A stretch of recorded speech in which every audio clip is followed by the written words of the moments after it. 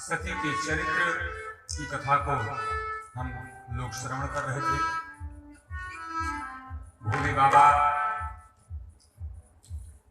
से झूठ बोलने के अपराध में माता सती को अपने देह को त्यागना पड़ा।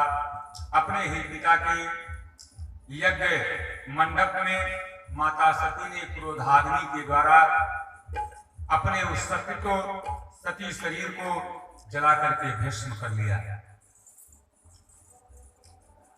भस्म करने से पूर्व माता सती ने बार बार भूत भावन भोलेनाथ के चरणों में अनुमय विनय करते हुए प्रार्थना किया था कि हे प्रभु, मैं जहां भी जन्म लूं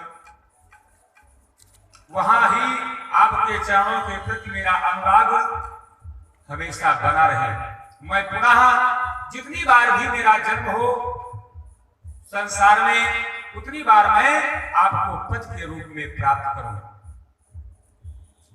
माता सती पुनः दूसरे जन्म में हिमांचल राज पर्वतराज हिमांचल के यहाँ उनकी पुत्री पार्वती के रूप में जन्म लिया है। माता भवानी सती पर्वतराज हिमाचल के यहां जन्म लेते ही मानो उससे पत्थर में भी जान आ गई थी। चारों तरफ हरियाली ही हरियाली, वातावरण ही मंगलमय हो गया था। और हो क्यों ना, जगत जननी माता जहां भी अवतरेगी, जहां भी उनका अवतार होगा, उनकी कृपा दृष्टि जहां तक पड़ेगी वहां तक का समस्त चराचर प्राणी, समस्त चराचर जीव या समस्त जगत जो उनके ही अधीन है, जिन्हें त्रिगुणी माया भी कहा जाता है, यह सब उसी माया के क्रम बंधन में यह पूरा संसार चक्र ही है। क्योंकि इस सृष्टि की उत्पत्ति ही माता भवानी के द्वारा ही हुई है। यदि संसार में माता ना होती तो यह सृष्टि भी नहीं होता। यह सृष्टि का मुख्य कारण माता ही है। माता भवानी सती अपना दूसरा जन्म लेकर के अर्थात पर्वतराज हिमांचल और मैना के यहाँ उनके पुत्री के रूप में जन्म ग्रहण किया है। माता के जन्म लेते ही सारे देवता अपने अपने रूप को बदल करके माता भवानी, मां जगत जननी के दर्शन के लिए आतुर होकर के, लालायित होकर के बारी बारी मां के दर्शन किसी ना किसी बहाने पर्वतराज हिमांचल के यहाँ आते जाते शुरू कर दिए, आने जाने लगे।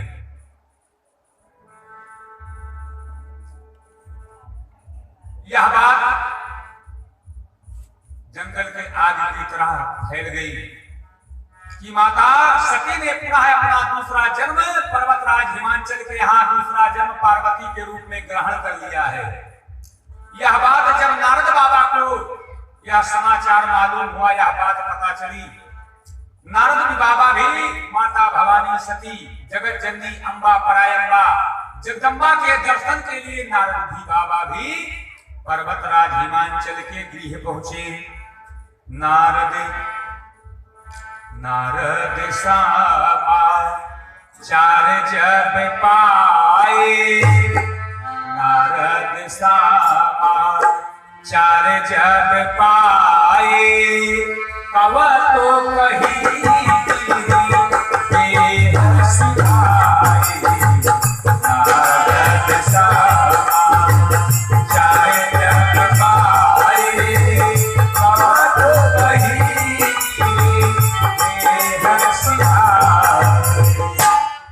और जब नारद बाबा पर्वतराज हिमांचल मैना के यहाँ पहुंचे, माता भवानी सती जो पार्वती के रूप में जन्म लिया है उनका दर्शन करने के लिए माता भवानी का, तो पर्वतराज हिमांचल नारद बाबा को देख करके अति प्रसन्न है। इतना प्रसन्न है, कहा कि मेरे तो बड़े भाग्य हुए जो आप जैसे संतों का पदार्पण मेरे यहाँ हुआ है, मेरे इस राजमहल में हुआ है। मेरे तो मानो भाग्य ही खुल गए। पर्वतराज हिमांचल ने नारद बाबा को उत्तम व पवित्र आसन देकर के उनके पैर को धोया, जलपान ग्रहण करवाया और अपनी पुत्री पार्वती को ला करके नारद बाबा के चरणों में डाल दिया आशीर्वाद प्राप्त कराने के लिए। प्रेम सुता को अरे बुलेवा करे, प्रेम सुता को बुलवा करे, मुनि के चरणों में डाला है।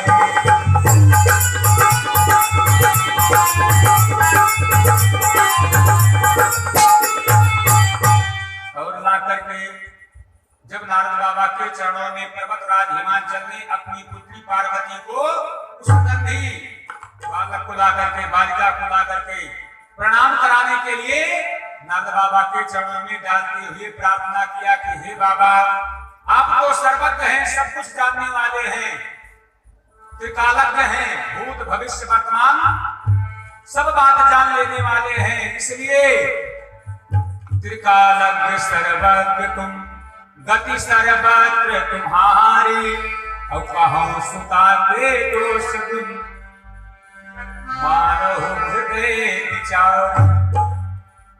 हर माता पिता को अपने पुत्री के विवाह की ज्यादा चिंता होती है, चाहे और चिंता हो चाहे ना, लेकिन विवाह की चिंता ज्यादा होती है। पर्वतराज हिमांचल को भी अपनी पुत्री के विवाह की ज्यादा चिंता है।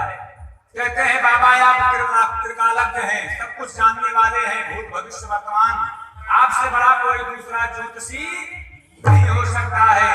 आप तीनों लोकों में भ्रमण करते हैं, इसलिए मेरी बिटिया के हस्तरेखाओं को देख करके इसके भाग्य को आप बतलाइए, इसका भाग्य कैसा है, इसका घर कैसा होगा, इसका बर कैसा होगा, मेरी बिटिया अपने जीवन काल में कैसा घर और बर प्राप्त करेगी। नारद बाबा ने कहा किसके हस्तरेखा को देखने की आवश्यकता ही नहीं है, केवल जिनके चरणों का मात्र दर्शन हो जाए, जो यह त्रिगुणी माया जिसमें समाया हुआ है, अपने मन में विचार करते हैं नारद बाबा। और पर्वतराज हिमांचल से उनकी पुत्री पार्वती के हस्तरेखाओं को एक लौकिक के नाते उसकी हस्तरेखाओं को देखते हुए नारद बाबा कहते हैं सब लक्षण संपन्न तुम्हारे, संसार में ऐसा कोई गुण नहीं है जो तुम्हारी पुत्री के अंदर ना समाहित हो, इसके अंदर सारे संसार के गुण संपन्न हैं। सब संपन्न तुम्हारे वही हाय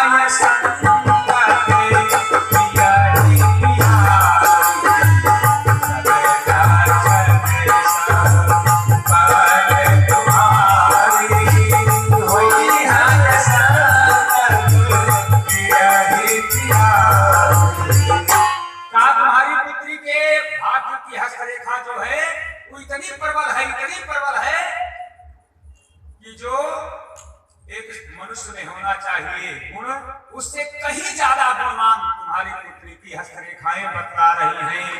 और इतना ही नहीं, वही पूजे सकल जग माही, वही पूजे।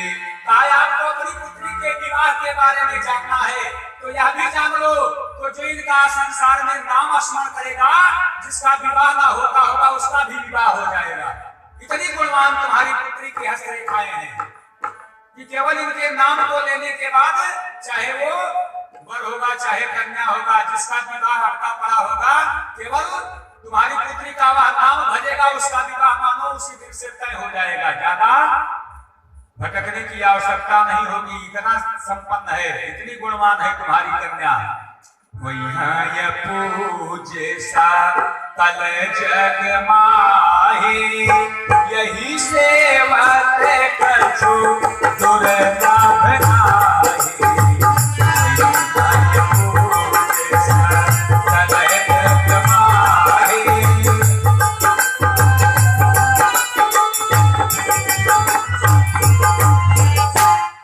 कहा कि जो इनका नाम लेगा उसका तो जग में मानो कल्याण ही हो जाएगा। संसार की ऐसी कोई भी वस्तु नहीं होगी जो इनके नाम को लेने से प्राणी को दुर्लभ रहे, वह सब सुलभ हो जाएगा।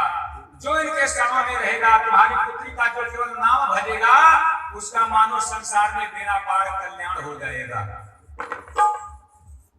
और आगे बतलाते हैं बाबा, सयल सुलक्षण अरे सूता तुम्हारे, सयल सुलक्षण सूता तुम्हारे, सुनाहु जया बयाव गुण कोय चारे।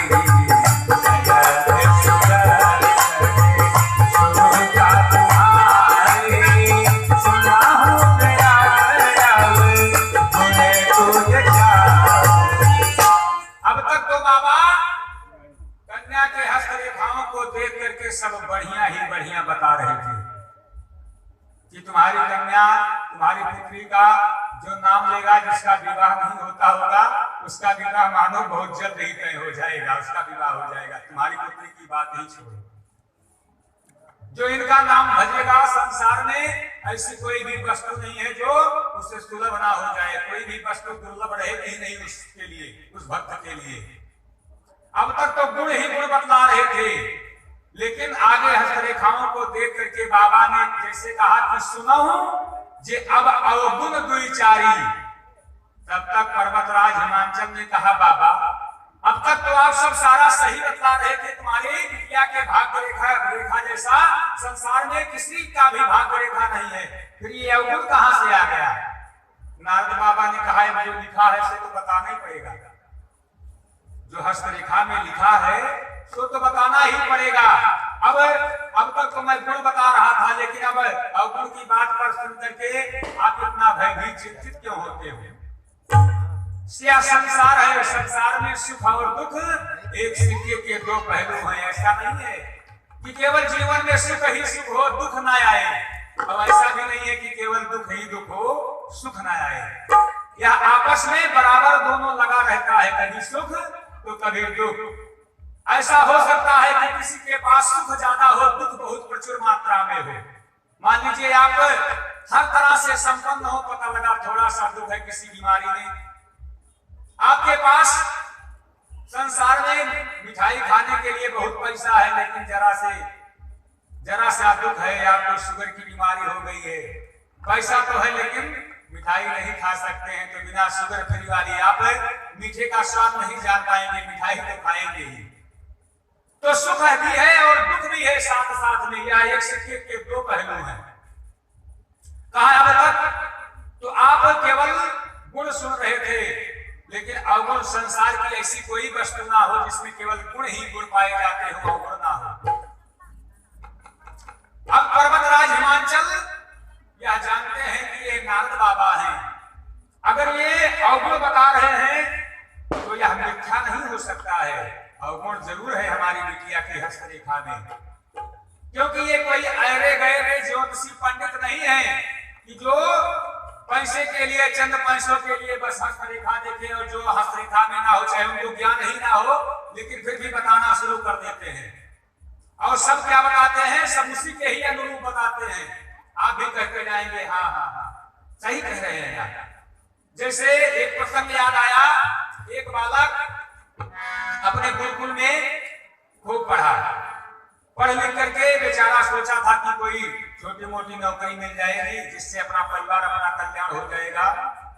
लेकिन जब बहुतेरा प्रयास किया पढ़ लिखने के बाद और उसे कोई नौकरी ना लगी, तो एक दिन अपने गुरु के पास पहुंचा, कहा गुरु जी मैं बहुत परेशान हुआ, बहुत भटका इधर उधर, लेकिन कहीं मुझे कोई नौकरी नहीं मिली। यदि आप कोई उपाय बता देते तो हमारा कल्याण हो जाता। आप क्या बता देते कि मैं हस्तरेखा का आपको मैं जानता हूं, बड़ा अच्छा ज्ञान है, यदि आप हमको भी जरा सिखा देते हस्तरेखा, तो लोगों की हस्तरेखा हाथ देख करके और कुछ कमाई हो जाती, जिससे अपना काम चल जाता, गुजर बसर हो जाता। तो उसके लिए जो भी किताबें आप कहें उस किताब को मैं जाकर के खरीद ले आऊंगा, आप जैसा कहेंगे वैसा मैं पढ़ने के लिए तैयार हूं। गुरुजी ने अपने शिष्य से कहा कि संसार में अगर नंबर 1 के ज्योतिषी बनना चाहते हो, ना तो किसी किताब की खरीदने की आवश्यकता है और ना कहीं पढ़ने जाने की आवश्यकता है। केवल मेरी 4 बात अपने दिमाग में रख लो, अर्थात याद कर लो। तुम जैसा संसार में कोई दूसरा ज्योतिषी नहीं होगा, सब लोग तुम्हारी वाहवाही करेंगे। जो हाथ नहीं दिखाना चाहते होंगे वो भी हाथ दिखाना, तुम्हारे सामने हाथ फैला देंगे। कहा गुरु जी जब इतना अच्छा उपाय है तो आप हमको बतलाएं। अब गुरु जी ने उसको ज्योतिष विद्या का उपाय बतलाना शुरू कर दिया। कहा कि सबसे पहले जिसके हाथ को पकड़ो देखो, तो पहले उसे कुछ देर ऐसे देखते रहो, 2-4 मिनट हाथ को पकड़ो और देखते रहो, बड़े ध्यान से। उसको ऐसा लगे, प्रतीत हो कि आप इसमें कुछ पढ़ रहे हैं। और जब 10-5 मिनट बीत जाए तो उससे आप कहो कि भैया तुम्हारी हस्तरेखा तो बड़ी प्रबल है, धन तो तुम्हारे पास खूब आता है, परंतु टिकता नहीं है।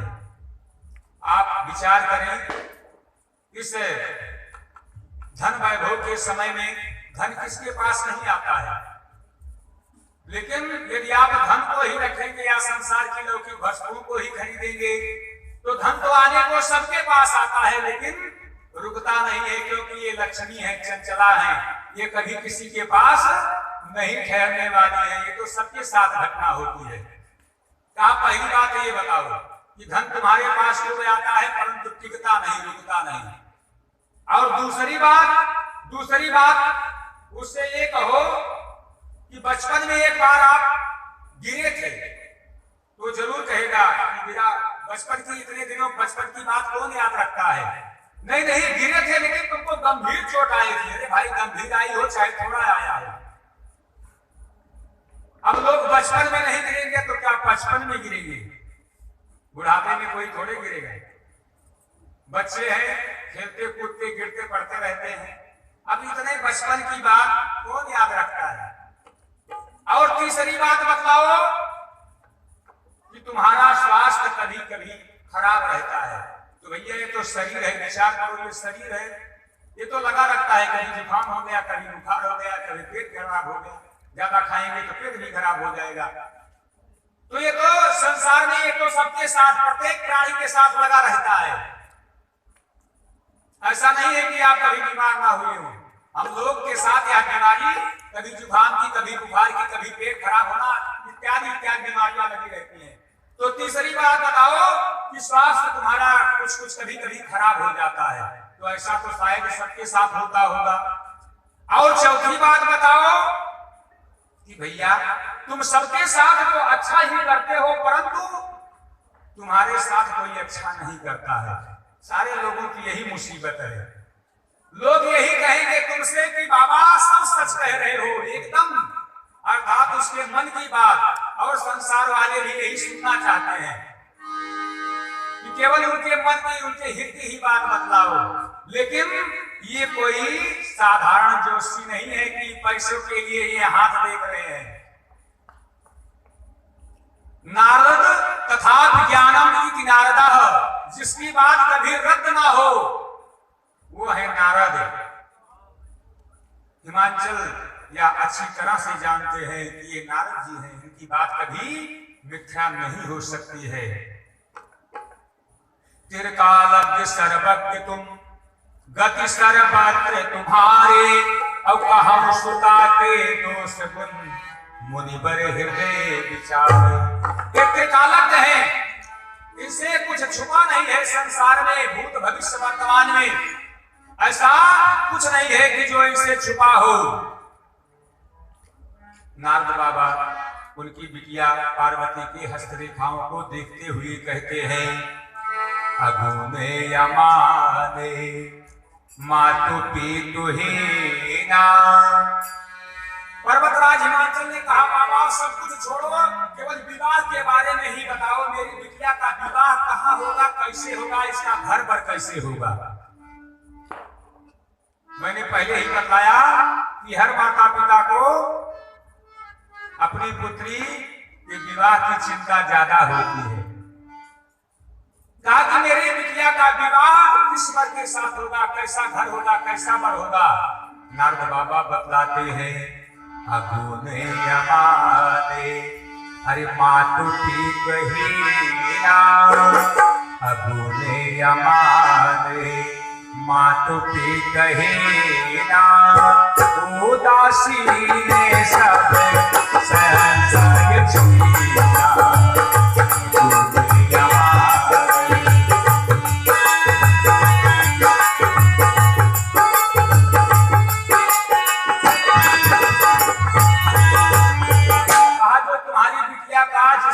साथ विवाह होगा, उसके ना तो माता ही होंगे ना उसके पिता ही होंगे। नारद बाबा से पर्वतराज हिमाचल ने कहा, कोई बात नहीं, माता पिता नहीं है, इससे तो संसार में सारे बहुत से ऐसे बर पड़े हैं जिसके माता पिता किसी कारणवश इस संसार को छोड़ करके चले जाते हैं, चाहे बीमारी के कारण, चाहे जैसा भी कारण बना हो। तो इसमें कोई बड़ी बात नहीं है बाबा। अगर माता पिता नहीं होंगे, जिस वर के साथ मेरी बिटिया का विवाह होगा तो चल जाएगा। इसमें ये कौन सा अवगुण है? ये तो सब कोई अवगुण नहीं, तो संसार में लगा ही रहता है। नारद बाबा ने कहा, पहले पूरी बात सुन तो लो। सबसे पहले कमी है कि माता पिता नहीं होगा, और दूसरी कमी जोगी जटिल यकाम मन मगन यमंगल वेश अस स्वामी यही का मिले परिहस्त यशरीफ। कहा वह जोगी होगा, साधु होगा। पर्वतराज हिमाचल ने कहा साधु होगा, बाबा होगा, तो उसने क्या बड़ी बात है। अरे आज कल के बाबाओं के पास जो संसार में अच्छे से अच्छे व्यक्ति जिसका सुख संपन्नता जिसके पास नहीं है, वह सब बाबाओं के पास भरे पड़े हैं। बाबा के साथ विवाह होगा तो इसमें कौन सी बड़ी बात है, अच्छी ही बात है। कहा बाबा तो होगा, ये तो भी अच्छी बात है, चल जाएगा। नारद बाबा ने कहा कि पूरी बात सुनो। उसका भेष अमंगल होगा, नग्न होगा, वस्त्र के नाम पर उसके शरीर पर एक सूत्र भी नहीं होगा। तब तो पर्वतराज हिमाचल चौंके। कहा बाबा ये तो बड़ा गड़बड़ बात है। मैं तो ये समझ रहा था कि मानो जिस वर के साथ मेरी पुत्री का विवाह होगा उसके माता पिता नहीं होंगे। माता पिता नहीं होंगे तो कोई बात नहीं, घर की तो प्रॉपर्टी होगी ही, पुराना जो बैंक बैलेंस तो करके गए ही होंगे। कहा जब माता पिता है ही नहीं तो बैंक बैलेंस करेगा कौन। मान लीजिए साधु होगा तब भी काम चल जाएगा, लेकिन आप कह रहे हैं नगद अमंगल वेश, वह नंगा होगा।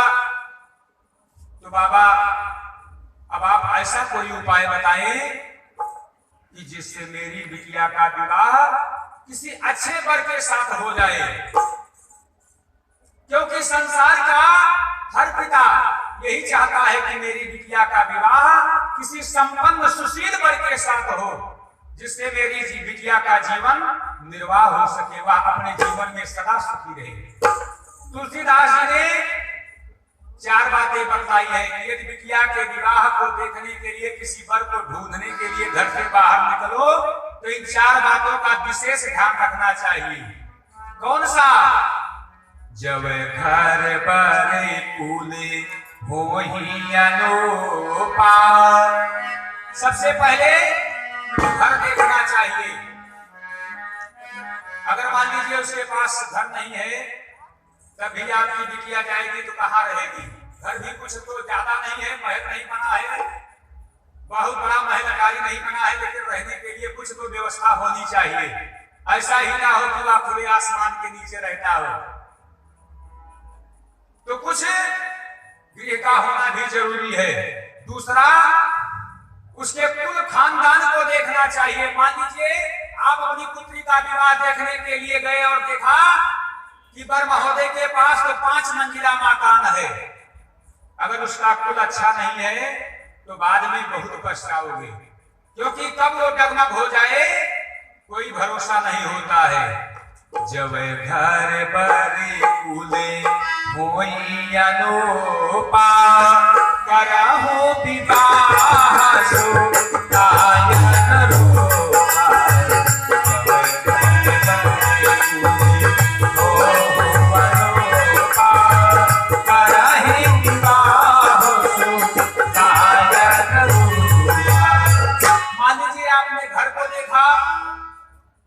घर भी है, मान लीजिए आप धन को देखा तो उसके माता पिता बड़े संपन्न व्यक्ति हैं, घर पे मोटर है, गाड़ी है, बैंक है, बैलेंस है, लेकिन उसके साथ साथ में वर को जरूर देखना चाहिए कि वर महोदय कैसे हैं। कहीं ऐसे ना मिल जाए कि पीपा के नाली में गिरे पड़े रहने वाले हो तो भी आपके बिटिया का जीवन मंगलमय नहीं होगा। इसलिए इन बातों पर विशेष ध्यान देना चाहिए। नाता कन्या बर रहाए कुमारे, नाता बर कन्या रहाए कुमारे, कंते उमा में जाने प्यारी।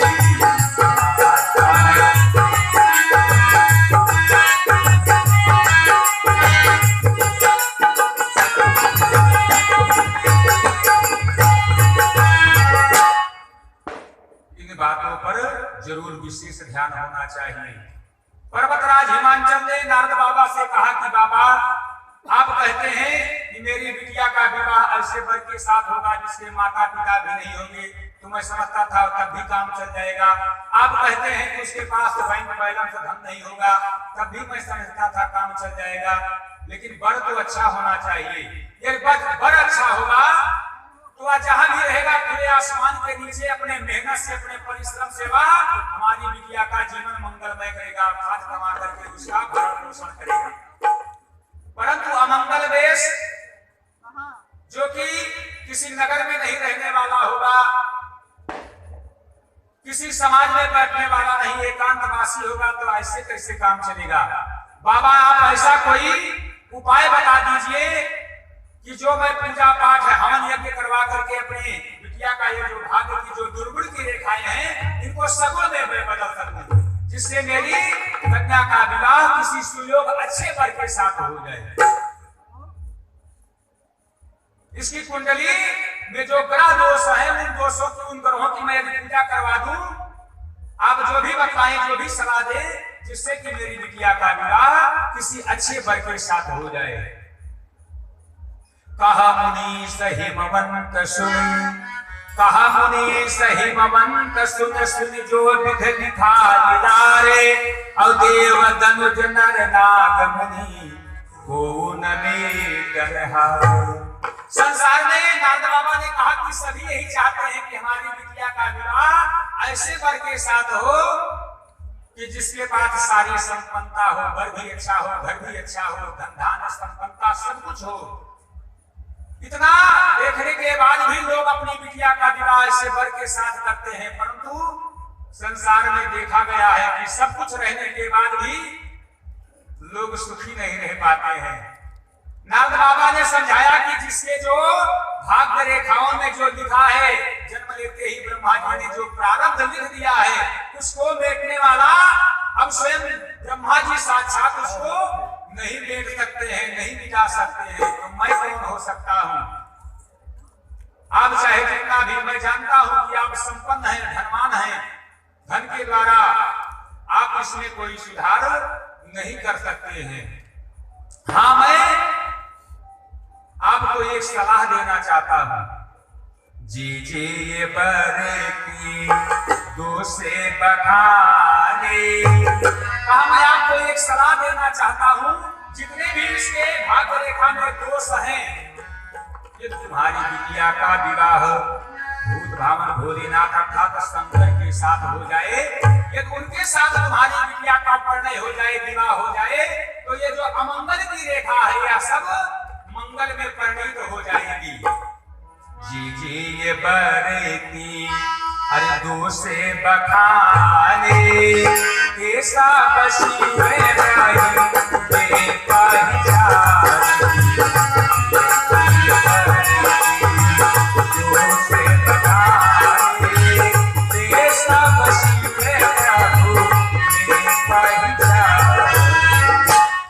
सर्वसमर्थमान है। जैसे अग्नि है, अग्नि में आप चाहे भी कुछ भी डाल देंगे, चाहे अच्छा डालेंगे चाहे बुरा, उसका स्वभाव है भस्म करना। वह भस्म करने में अग्नि समर्थमान है।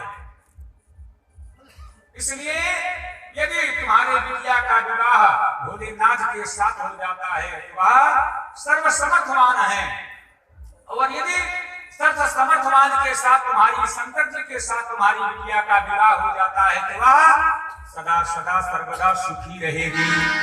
समरथ कहू नहीं अरे दो से गोसाए, समरथ को नहीं दो से गोसाए, रवि पावन सूर्य सर की नाई,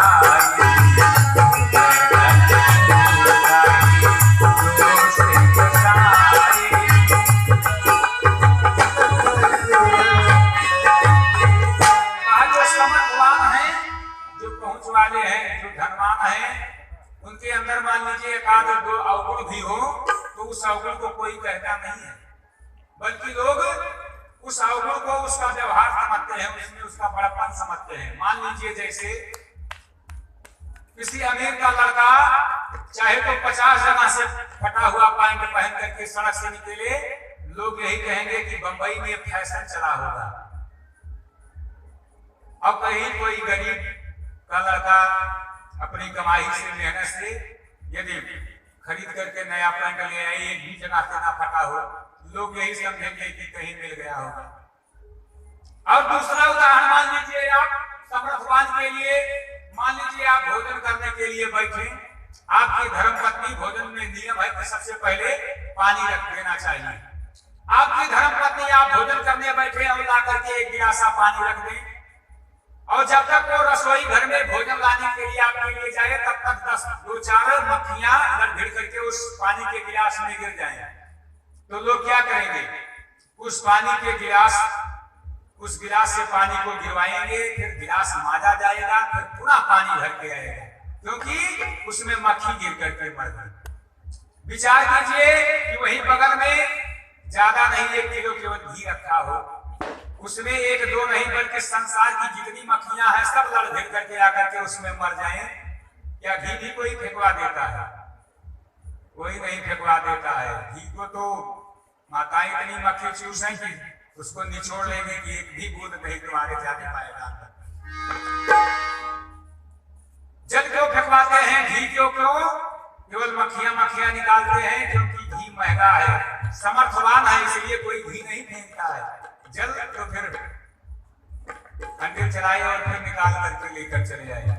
नारद जी ने समझाया कि भोलेनाथ शंकर जी समर्थवान हैं और समर्थवान के साथ कोई दोष नहीं है। यदि तुम्हारी बिटिया का विवाह भूत भावन भोलेनाथ के साथ हो जाता है तो जो इसमें अवगुण की रेखाएं हैं वह सब गुण में बदल जाएंगी, भाग्य में परिवर्तित हो जाएंगी। नारद बाबा से पर्वतराज हिमांचल कहने लगे कि बाबा अब आप जब इतना बता ही दिए तो वह उपाय बता दीजिए कि जिससे मेरी बिटिया पार्वती का विवाह भूत भावन भोलेनाथ के साथ हो जाए। वह भी लगे हाथ, आप उपाय बता दीजिए। नारद बाबा ने उपाय बताया। जब ताप कर अरे कुमारी तुम्हारी, कहा भोलेनाथ को पति के रूप में एक तुम्हारी बिटिया प्राप्त करना चाहे तो उसे क्या करना होगा? तब करना होगा, क्योंकि बिना तप के, बिना तपस्या के, बिना उनके ध्यान लगाए वो मिलने वाले नहीं है। जब ताप करे अरे कुमारे तुम्हारे, भाभी बने सा कहीं पे पुरारी।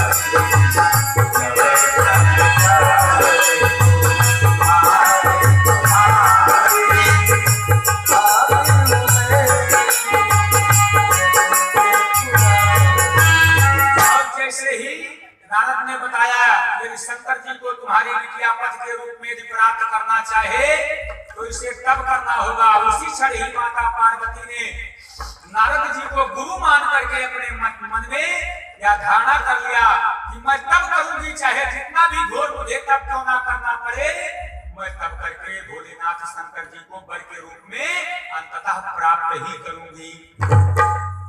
और इधर नारद बाबा बिटिया की हस्तरेखा को बता करके चले गए। समय व्यतीत होता गया, काफी समय व्यतीत हो गया। एक दिन अब पार्वती विवाह के योग्य हो गई।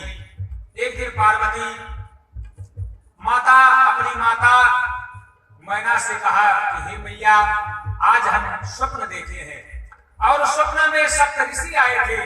सप्तऋषि स्वप्न में हमसे कह रहे थे कि यदि तुम्हें शंकर के साथ यदि अपना विवाह करवाना हो तो तुम घोर तप करो, तुम्हारे जीवन की जितनी अमंगलमय रेखाएं हैं वह सब मंगल में परिणित हो जाएंगी। इसलिए हे माता, यदि आपका आदेश हो तो मैं जाकर के वन में भूत भावन भोलेनाथ शंकर को पद के रूप में प्राप्त करने के लिए घोर तप करूं। जब माता मैना से पार्वती जी ने निवेदन किया, माता ने कहा हे पुत्री, आज तक तू इस राजभवन के सुखों में पड़ी है, तूने तो कभी अकेले एक कदम भी बाहर नहीं रखा है, परंतु तू कह रही है कि मैं घोर तप को भी अकेले जंगल में करूंगी। मैं तुम्हें नहीं जाने का आदेश दूंगी, मैं नहीं जाने दूंगी। लेकिन बार बार माता पार्वती ने बार बार अपनी माता मैना से निवेदन किया कि मैया आपको भी मेरे विवाह की चिंता लगी रहती है ना, यदि आपको मेरे विवाह की चिंता है तो मुझे तब करने का आदेश दे ही दो। और जब पार्वती ने जिद पकड़ लिया तो अनमने मन से मैना ने अपनी बिटिया को तब करने के लिए आदेश प्रदान किया। और माता पार्वती भूत भावन भोलेनाथ को अपने पति के रूप में प्राप्त करने के लिए घोर जंगल में, भूत भावन भोलेनाथ को पति के रूप में प्राप्त करने के लिए घोर जंगल में तप करने लगी। निजे नाव चरने उपज अनुरागा, निजे नाव चरने अरे उपज अनुरागा, विसरिय देहा महिमा अनुरागा, निजे नाव में हर्षा कने अनुरागा।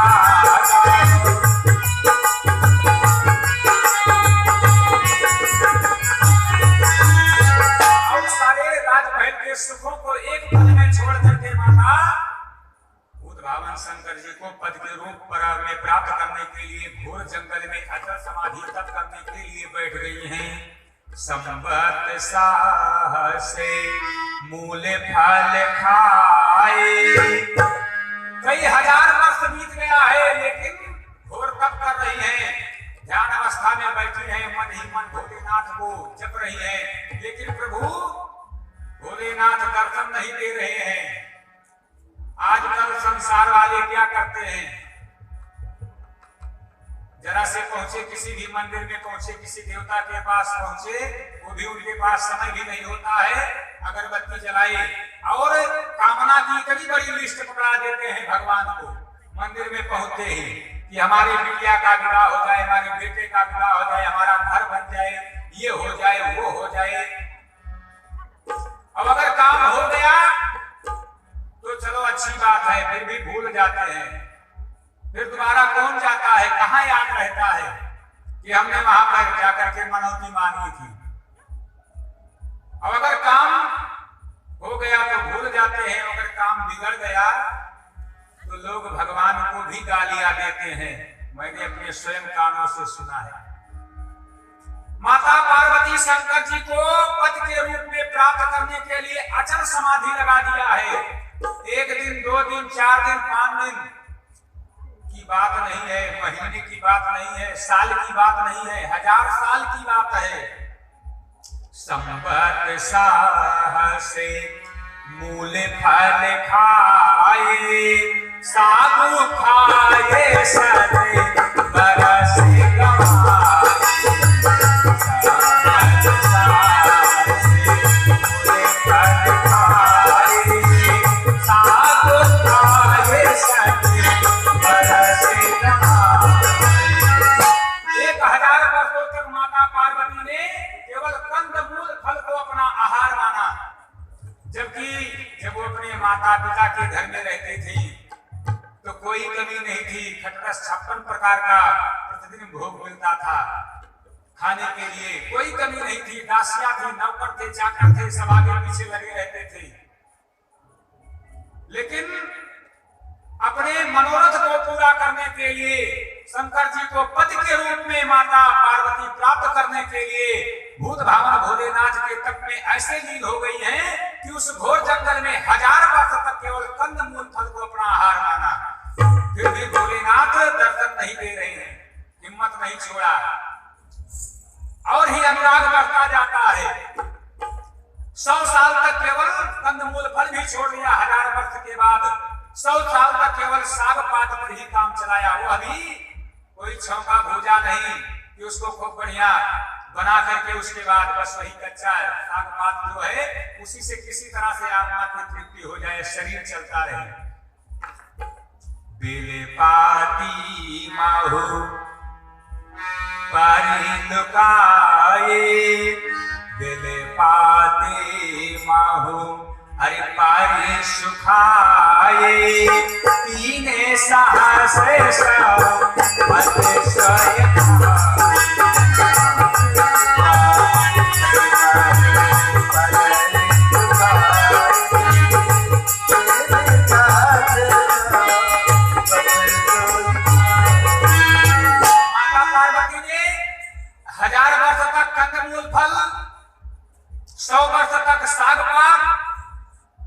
उसके बाद शाक बात को भी छोड़ दिया, कंदमूल फल तो पहले ही छोड़ दिया था।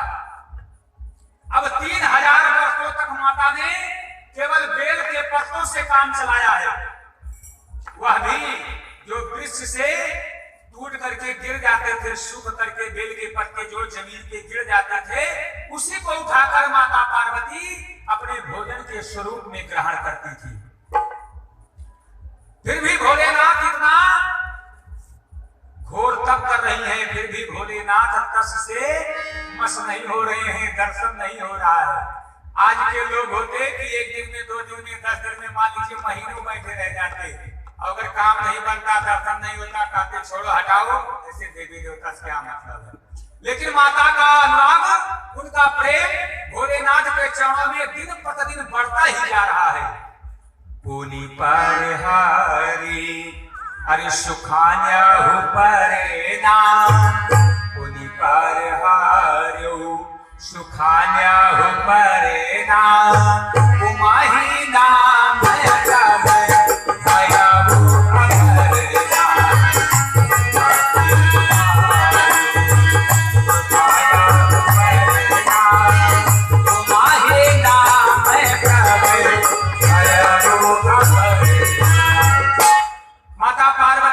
से एक नाम और पड़ गया अपर्णा।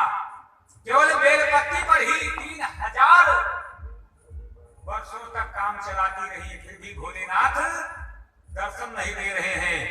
लेकिन फिर भी उनके भोलेनाथ के चरणों के प्रति माता पार्वती का अनुराग कम नहीं हो रहा है, बल्कि दिन प्रतिदिन बढ़ता जा रहा है।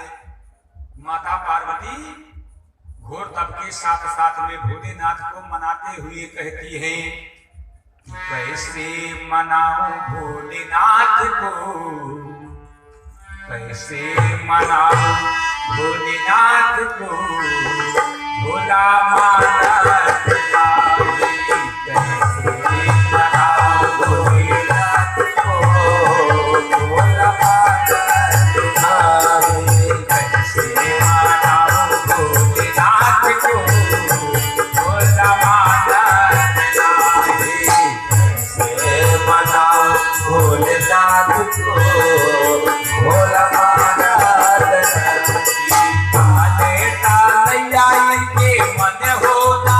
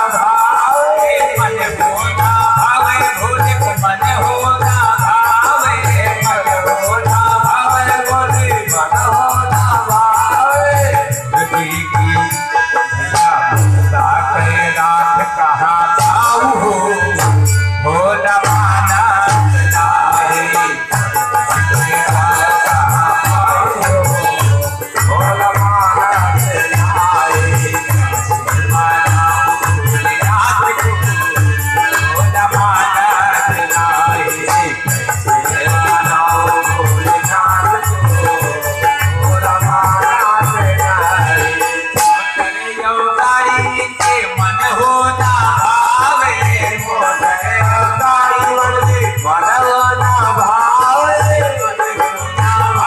भोले को मन हो ना भावे मन हो ना भावे बोले मन हो ना भावे पायल कहाँ पाऊँ भोला माना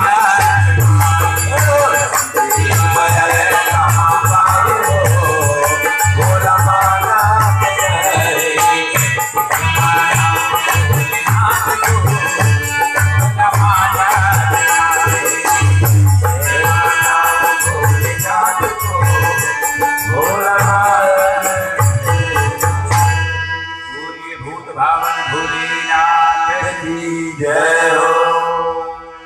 माता पार्वती अपने मन में विचार करती हैं कि ये बाबा शंकर जी ये तो धतूर भांग नंदी बैल मुर्दे की राख इसी पे तो प्रसन्न होने वाले हैं। शायद मेरा यहाँ तक उनको प्रसन्न न आ रहा हो, लेकिन कोई बात नहीं। जब तक मेरे शरीर में प्राण है या तो मेरे प्राण निकल जाएंगे इस शरीर को छोड़ करके, अन्यथा प्रभु को दर्शन देना ही होगा। मुझे अपनी धर्म पत्नी के रूप में उन्हें स्वीकार करना ही होगा। ऐसा हट कर लिया है माता पार्वती ने कि जब तक भूत भावन भोलेनाथ स्वयं आकर के नहीं कह देते हैं तब तक मैं भी यहाँ से घर जाने वाली नहीं हूँ। माता के इस अचल प्रेम और अटल तप को देख करके आकाशवाणी हुई, भयऊ मनोरथ सुफल कब, भयो मनोरथ सुफल कब सुन गिरिराज कुमारे, और परिहर दुसह कलेश सपे अब मिलही त्रिपुरारी।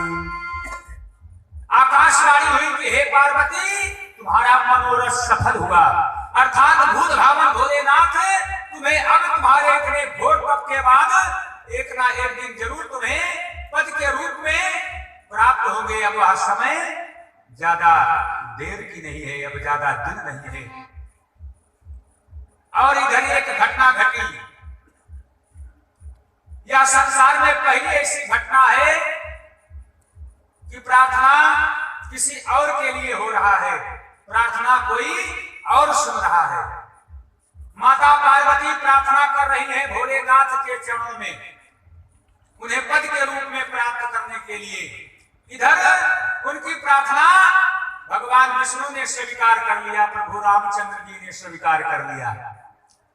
और प्रकट कहीं और होना था, प्रकट कहीं और हो रहे थे। मान लीजिए स्वीकार ही कर लिया भगवान विष्णु, तो प्रकट तो पार्वती के सामने होना था, लेकिन प्रकट हुए भोले बाबा के सामने हो रहे हैं। प्रभु नारायण प्रगटे राम के ताके कृपाला, प्रगटे राम के ताके कृपाला, रूप सील निधे तेज विशाला, प्रगटे राम के काल कृपाला।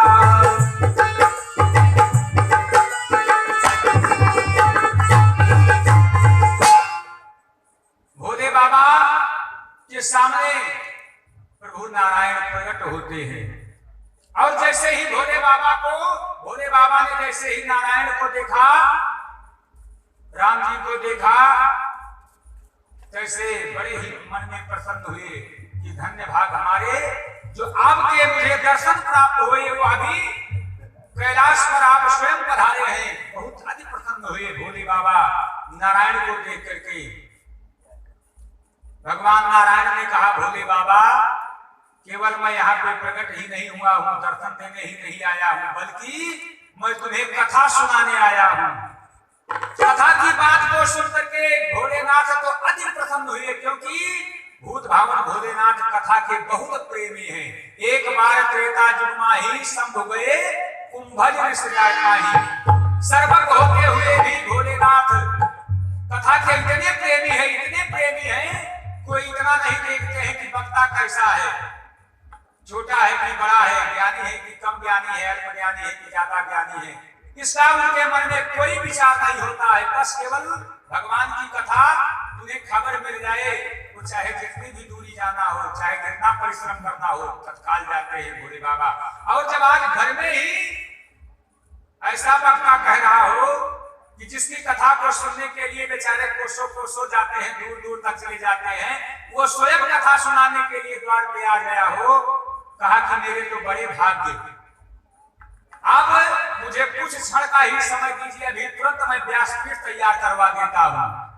और तुरंत भोले बाबा ने अपने भूत प्रेत गणों को आदेश दिया कि कुछ ही पल में व्यासपीठ तैयार होना चाहिए। तो भैया भूत प्रेतों के लिए कौन सा काम दुर्लभ है, तुरंत लग गए और देखते ही देखते व्यासपीठ तैयार हो गया।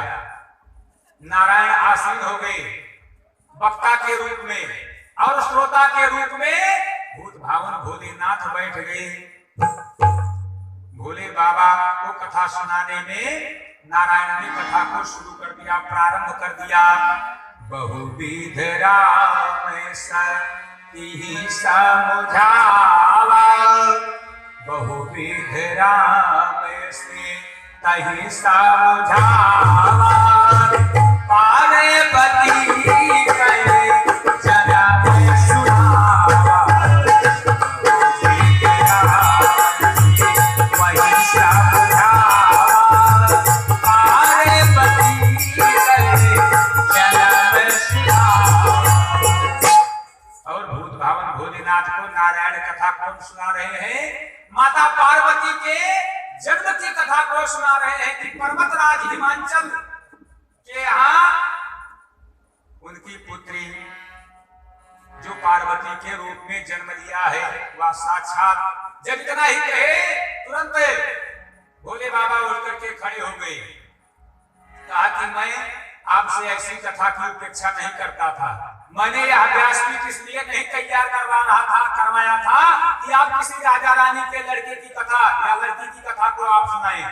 अरे संसार में पर्वतराज हिमांचल हो चाहे कोई और राज हिमांचल हो, सबके यहाँ तो पुत्र पुत्री जन्म लेते हैं। आपको सुनाना ही हो तो गरुड़ पुराण की कथा सुनाओ, भागवत की कथा सुनाओ, रामायण की कथा सुनाओ।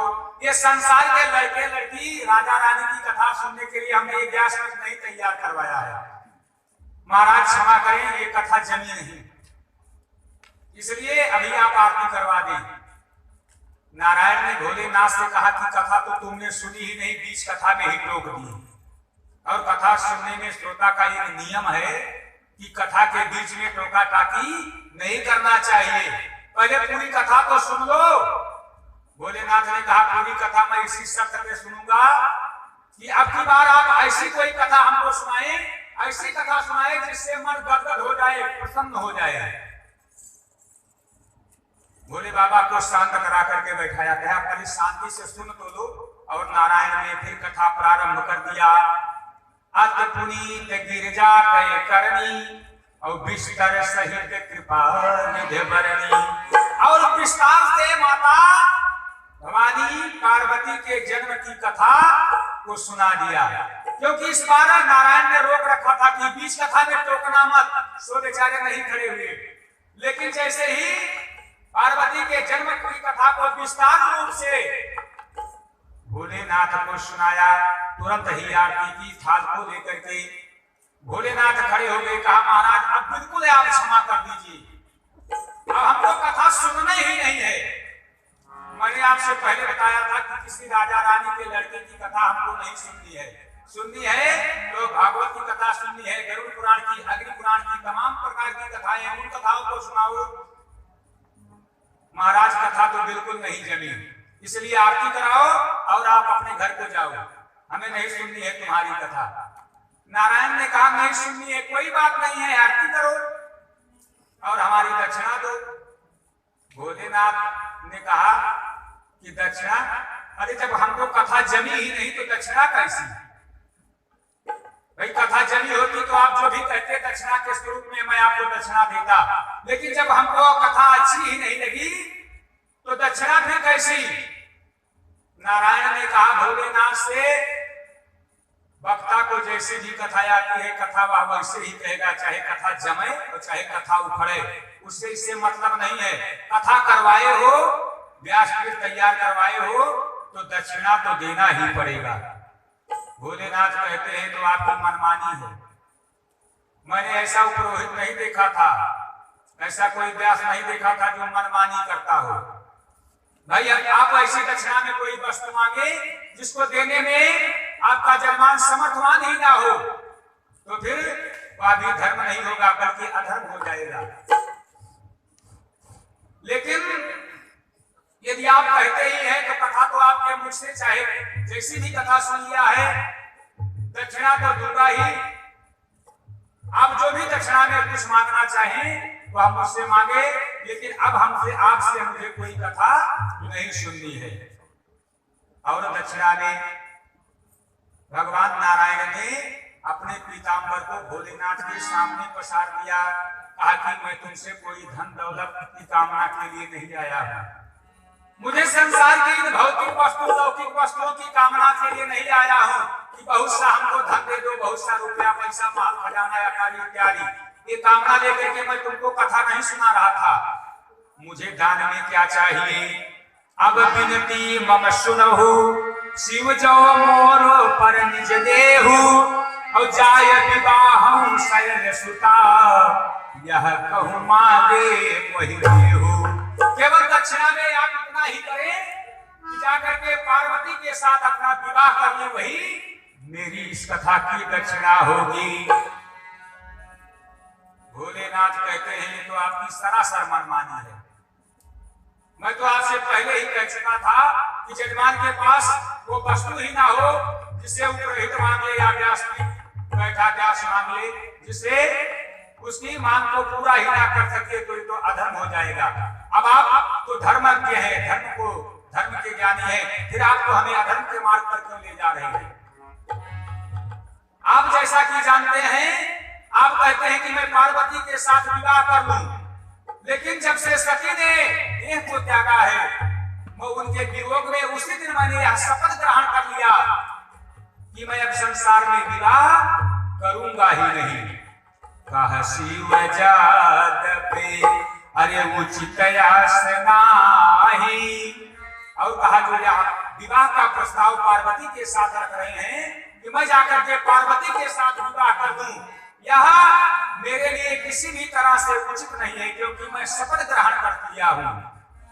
और फिर भी आपको मैं अपना सर्वज्ञ मानता हूं, आप हमारे परम पिता हैं। इधर में हमारे सामने धर्म संकट खड़ा हो गया है, एक तरफ तो हमारा संकल्प, दूसरा तरफ आप हमारे पिता के स्वरूप हैं, जिससे तुम्हें मैं परम पिता मानता हूं। तो मैं यह विचार ही नहीं कर पा रहा हूं कि पिता की बात को मानूं या अपने संकल्प को मानूं। बड़े दुविधा में मैं फंस गया हूं। मैं करूं तो क्या करूं? आपकी बात को मानूं, आपकी बात को मान करके पार्वती के साथ विवाह करूं कि मैं अपने संकल्प को पूरा करूं कि अब किसी के साथ संसार में विवाह ही नहीं करना है। कहा शिव जादपे अरे उचित नाही, नाथ बचने पूरी बेटी न जाई। कहा शिव जादपे उचित नाही, नाथ बचने पूरी बेटी न जाई। भोलेनाथ ने कहा ऐसा भी मैंने सुना है कि कितना भी घोर संकल्प आप मन में कितनी भी बड़ी प्रतिज्ञा क्यों ना कर लिए हो, लेकिन यदि आपका पिता उस प्रतिज्ञा जिसमें आपकी प्रतिज्ञा टूटती है, यदि आपका पिता आदेश करता है तो आपको वो प्रतिज्ञा मान ही लेनी चाहिए, उसी में ही आपका धर्म है। कहा यदि आप हमारे परम पिता है नारायण, आप हमारे परम पिता है, यदि मैं आपकी बात को नहीं मानता हूं तो भी अधर्म हो जाएगा। इसलिए मैं अपने संकल्प को तोड़ता हूं, आपको विश्वास दिलाता हूं कि मैं अब पार्वती के साथ अपना विवाह जरूर करूंगा। पार्वती पही जाय तुम्हें। और भोलेनाथ ने भगवान विष्णु को आश्वासन दे करके, विश्वास दिला करके कि आप इसके लिए निश्चित हो जाएं। मैं आपको यह वचन देता हूं कि मैं पार्वती के साथ विवाह अवश्य करूंगा। और ऐसा वचन देकर के जब भोलेनाथ ने नारायण को वहां से विदा किया। और जैसे ही नारायण वहां से विदा हुए, उसी तत्क्षण सप्त ऋषि आन पहुंच गए, वहां पे पहुंच गए। और जैसे ही सप्त ऋषि वहां पे पहुंचे, भोलेनाथ ने कहा क्या तो बड़ा ही मंगल है जो आपके दर्शन हुई। मैं भी आप लोगों के बारे में ही सोच रहा था, और जिसके बारे में यदि सोच रहे हो तो अगर तत्काल वहां पे आ जाए, प्रकट हो जाए, तो कहते हैं उसकी लंबी उम्र होती है। आप यहाँ पे, मैं आपके बारे में ही सोच रहा था, और आप लोग सप्त ऋषि यहाँ पर प्रकट हो गए। यह सब भगवान नारायण की ही प्रेरणा है, उन्हीं की माया है। और सप्त ऋषियों से कहा कि पार्वती पही जाए तुम्हें प्रेम परीक्षा लेहु, और गिरहि बेर पठयहु भवन दूरी करहु संदेहु। मैंने तो नारायण को वचन दे दिया है, लेकिन आप लोग तो जानते ही हैं, सप्त ऋषियों से कहते हैं कि आप लोग तो जानते ही हैं कि हमारे पास घर द्वार नहीं है। पार्वती हमेशा अपने माता पिता के उस सुंदर गृह में रही है, पली है, बढ़ी है। खाने के लिए उसके पास 56 प्रकार के व्यंजन हुआ करते हैं। सारी सुख सुविधाओं में वह पार्वती पली और बढ़ी है। हमारे यहाँ ना तो घर है, ना तो उसका मन व्याकुल हो जाए सखियों से बात करने के लिए। यहाँ पर दूर दूर तक कोई किसी से भेंट मुलाकात हो सकती है। यहाँ तो सब सुना ही माहौल रहता है।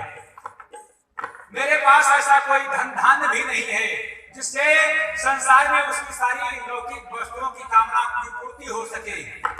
इसलिए जाकर के पार्वती की परीक्षा को लेकर के देखो कि पार्वती हमारे साथ इस कैलाश पर्वत पर रह पाएंगी या ना रह पाएंगी। पता लगा मैं पार्वती के साथ विवाह करूं, और विवाह करने के बाद जब वो हमारे इस कैलाश में आए तो सुख सुविधा जो अपने पिता के घर में जिस सुख सुविधा में पली बढ़ी हैं, उस सुख सुविधा को खोजने लगे, तो फिर वह सारी सुख सुविधा मैं नहीं दे पाऊंगा। इसलिए पहले उनकी परीक्षा लेकर के देखो।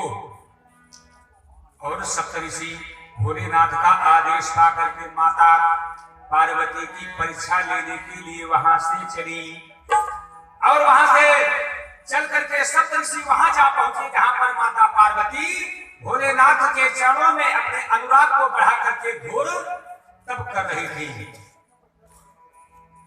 पहुंचते ही सप्तऋषियों ने देखा माता पार्वती मानो जैसे मूर्ति के समान अपने प्राण को, अपने हृदय को भगवान भोलेनाथ के चरणों में उनके अनुराग को बढ़ा करके अपनी आत्मा को उनकी आत्मा में मिला करके अचल समाधि में बैठी हुई घोर तप कर रही है, मानो साक्षात मूर्ति लगाई है। वहां पे पहुंच करके सप्तऋषियों ने माता पार्वती से कहा, पूछा गिरजे तप की ज्वाला ने, पूछा गिरजे तप की ज्वाला ने, क्यों कोमल अंग जलाती हो।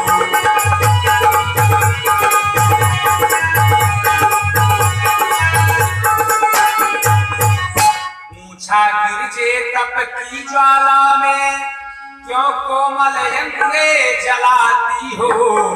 किस फल की इतनी अरे व्याकुल हो। सप्तऋषियों ने कहा कि लोग देवी देवताओं का तभी ध्यान करते हैं, पूजा करते हैं, जब संसार की कोई भौतिक वस्तु, लौकिक वस्तु अर्थात गाड़ी घोड़ा या धन दौलत इत्यादि की जब कामना होती है, तभी लोग इतने ध्यानमग्न होकर के भगवान का पूजन करते हैं। अन्यथा कोई पूछने वाला नहीं है। दुख में सुमिरन सब करे और सुख में करे न कोई। कहा तुम्हें किस फल की, अभिष्ट फल की प्राप्ति के लिए इतना घोर तप कर रही हो। किस फल की इतनी अरे व्याकुल हो। किस कारण अंग जलाती हो।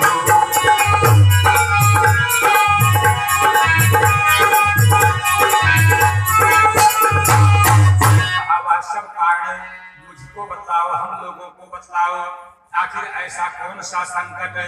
क्योंकि तुम्हारे पिता हिमाचल के यहाँ संसार की ऐसी कोई भौतिक वस्तु नहीं है कि जो तुम्हारे पिता के घर में उपलब्ध ना हो सारी वस्तुओं के रहने के बाद, फिर भी ऐसे तुम्हारे मन में किस अभिष्ट वस्तु को प्राप्त करने की कामना जागृत हो गई है, जिसके लिए तुम इतना घोर तप कर रही हो।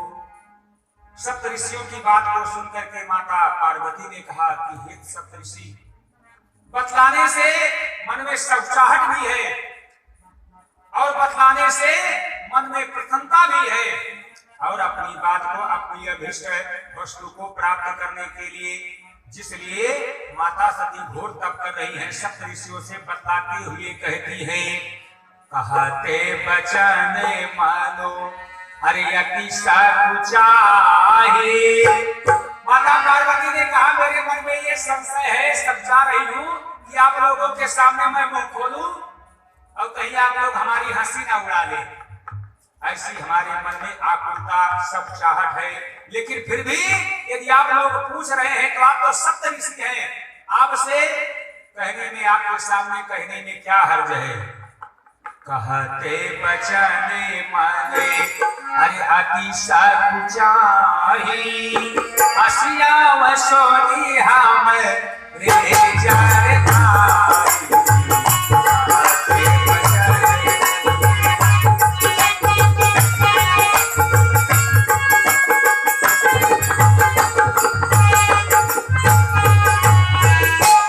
माता पार्वती ने भूत भावन भोलेनाथ को अपने पद के रूप में प्राप्त करने के लिए जो अभिष्ट कामना लेकर के तब कर रही थी, वह सारा का सारा वृत्तांत सुना दिया। सप्तऋषियों को बताया कि मैं भोलेनाथ को पद के रूप में प्राप्त करने के लिए यह घोर तप कर रही हूँ।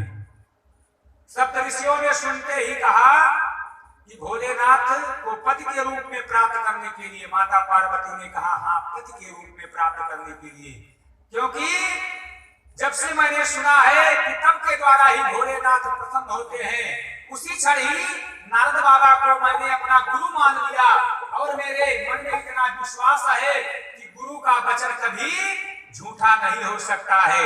नारद की बात को मान करके, नारद बाबा गुरु की बात को मान करके मैं भोलेनाथ को पद के रूप में प्राप्त करने के लिए यहाँ पर घोर तप कर रही हूँ। सप्तऋषियों ने कहा लगता है तुम्हारी अकल पे पत्थर पड़ गए हैं। और पड़े क्यों ना, क्योंकि पर्वतराज हिमांचल की जो पुत्री ठहरे, तुम्हारा स्वभाव ही जड़ स्वभाव है। अरे नारद के कहने से तुम भोलेनाथ को पद के रूप में प्राप्त करने के लिए और इतना घोर तप कर रही हो, जबकि नारद को मैं भली भांत जानता हूं। नारद कभी किसी का भला, किसी की भलाई नहीं सोचते हैं। वो तो हमेशा यही सोचते हैं जिनका विवाह तो हुआ नहीं है, वो तो यही सोचते हैं कि संसार में हमारी तरह सारे लोग रहे, किसी का विवाह ही ना हो। अरे तुम नारद की बात में फंस गई। नारद सीखे जी अरे सुनहि नारे नारे, कहा अपना तो विवाह हुआ नहीं और वह दूसरों का विवाह भी भंग करवाना चाहते हैं। इसलिए मैं कहता हूं नारद सीखे जी अरे सुनहि नारे नारे, अवश्य हो वही काजे भवानी खरारी। नारद सीखे जी सुनहि नारे नारे, अवश्य हो वही काजे भवानी खरारी। कहा अपना तो विवाह हुआ नहीं, दूसरों के विवाह में भी वो विघ्न बाधा पैदा करना चाहते हैं कि जिससे संसार में किसी का विवाह नहीं हुआ। इसलिए ही तुमको बतला दिया है और उन्हीं नारद को तुम अपना गुरु बना ली हो। मैं तो कहता हूँ नारद की बात को छोड़ो, नारद का मन ही कुटिल है। अरे नारद की बात उनके चक्कर में कहा तुम पड़ गई। मन का पटी तरे अरे सजन चेरा, अरे यार कहना है कि उनका ऊपरी जो बाह्य स्वरूप है वह साधु का है। तो यह भी मैं तुमको बतला देता हूँ कि नारद जी का केवल बाहरी स्वरूप ही साधु का देता है, उनका जो मन है तो उसके मन में कपट है। नारद की बात को छोड़ दो। मन का पटे तारो हरि सजन चेरा, आप शरीर सब ही चाहते